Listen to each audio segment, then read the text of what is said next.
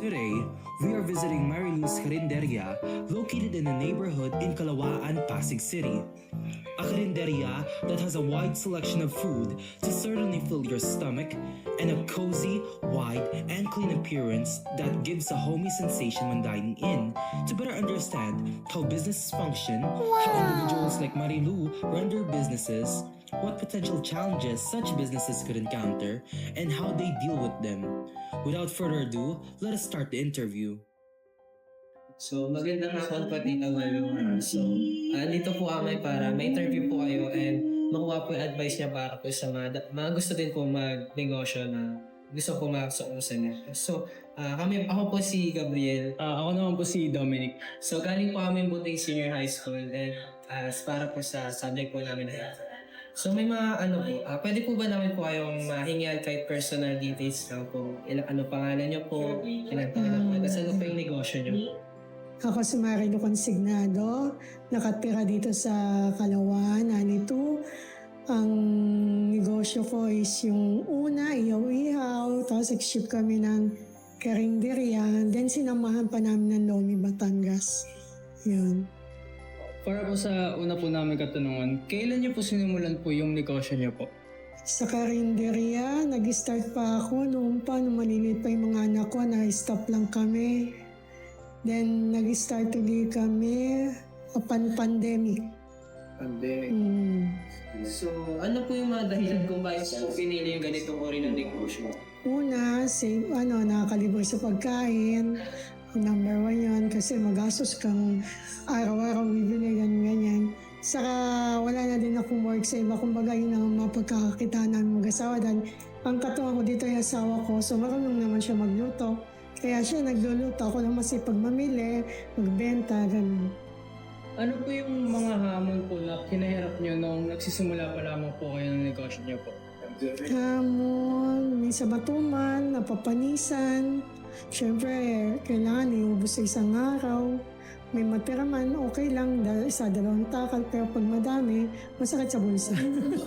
Lugi negosyo. So, meron po ba kayong mga paraan o strategiya po na may babahagi kung paano niyo hinarap yung mga iba't ibang pagsubok po para sa mga negosyo? Lakasan na lang ng loob.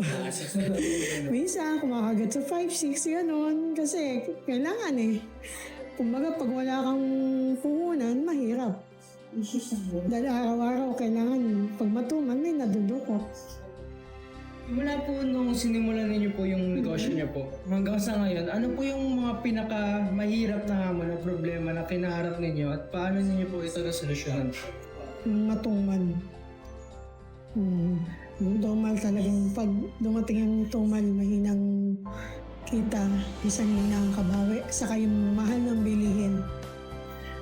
Ang taas ng Ano po ninyo tinutukoy ang tagumpay ng inyong negosyo at paano nyo ito sinusukat? tagumpay, mga karaos kami sa mga gastusin, pambayad ng ilaw, tubig, gano'n. Minsan pag may gustong bilhin, nabibili naman. Paano po ninyo napapanatili ang balanse sa pagitan ng trabaho at personal na buhay habang pinapasok po ninyo yung negosyo niyo? Gawa namin, pag may laboy, talagang sarado. Talagang muna namin, pag may dumating mga kapatid ko, minsan ilang araw kami sarado. Ko yun, kasi minsan lang mag-banding-banding. Ganun. Kapag may importanteng lakad talaga, sarado. Kasi hindi ako magtitinda na nakabukas ang pagtitinda namin. Mahirap. Pag wala ang isa, pilay ang isa. So, kailangan na lagi kaming dalawang mag-asawa.